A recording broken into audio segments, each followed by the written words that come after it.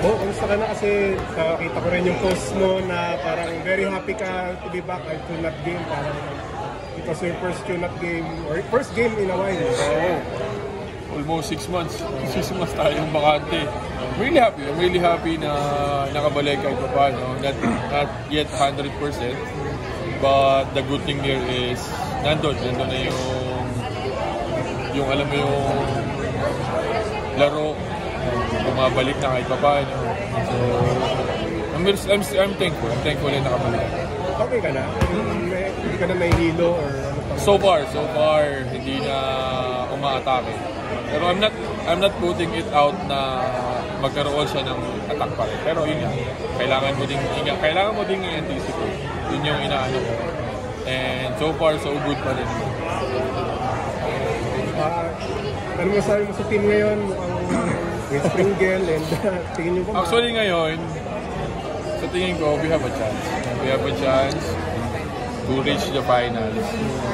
Dahil nga, yung problema namin pagdating ng semis, closer dahil nga puro mga bagito pa. Pagdating ng endgame, wala kami yung steady. And hindi naman kami ni Gabe ganun eh. Kami ni Gabe, the whole entire career namin, role player kami.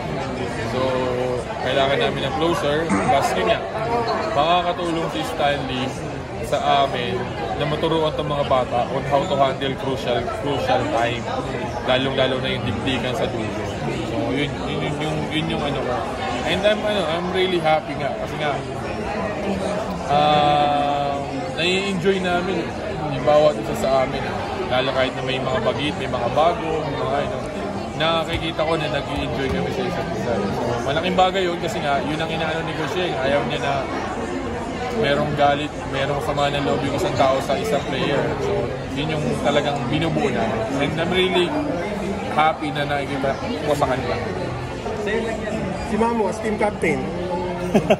Hindi, okay naman. Actually, nag-ano lang kami sa idea na bata naman. Sila naman. Kasi nga, hindi naman kami forever nandito.